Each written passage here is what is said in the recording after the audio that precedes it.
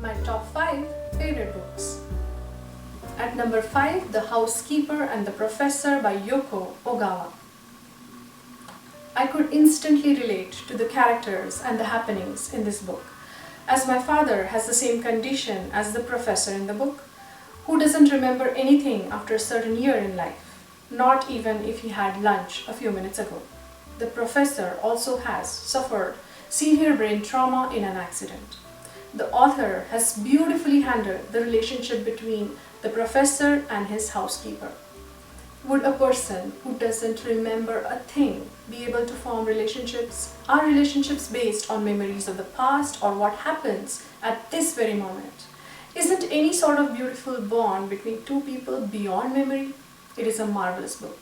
At number 4, The Curious Incident of the Dog in the Night Time by Mark Haddon.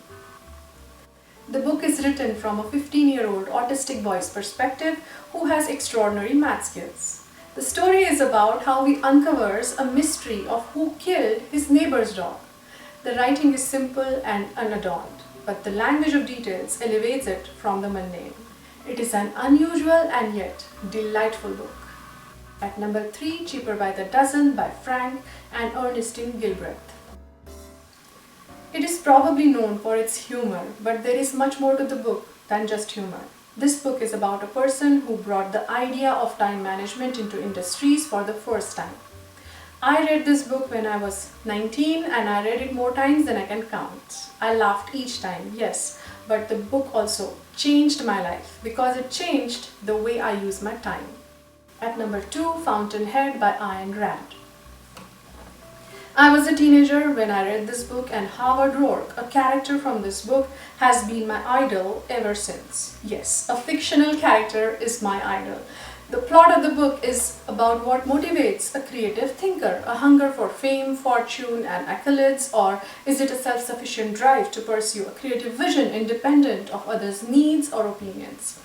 I have no words to explain how much I admire Ayen Rand's writing. I think she is one of the best and finest ever writers.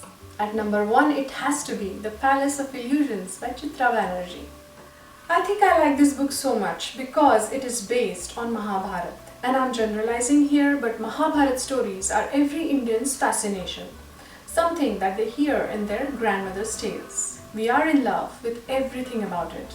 Anguish, vengeance, covetousness, the supernatural, philosophy, odium, splendor, bravery, heroism, sacrifices, promises, boons, curses, war, bereavement, atonement, and epic.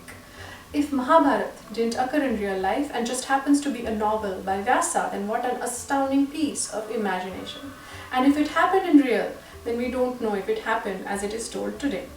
I feel Mahabharata is like an open source software where for thousands of years people have kept adding their code, updates, fixes, bugs, versions, comments, variables, interpretations, and misinterpretations.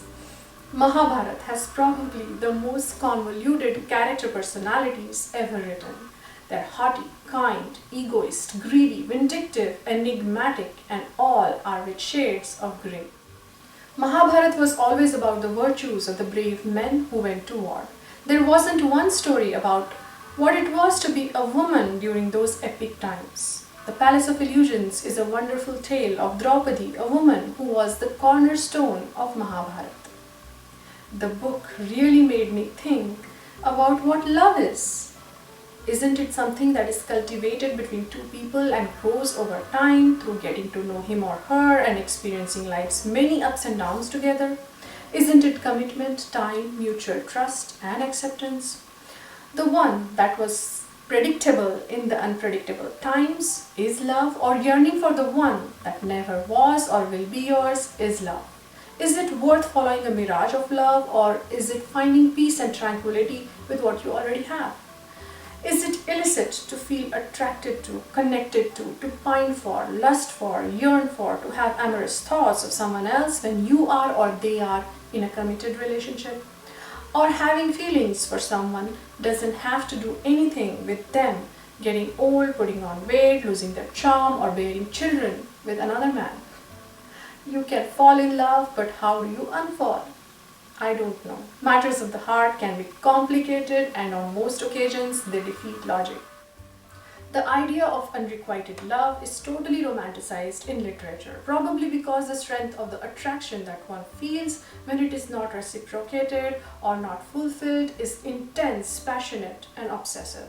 Married to five fiercest men of all times, and yet Draupadi yearned for someone else. It is a heart-wrenching life story of Draupadi and definitely one of the best unrequited love stories that I have ever read. The only prerequisite to reading this book is you need to know the original Mahabharata story fairly well, because this one is a spin-off. I hope you like these books. Happy reading.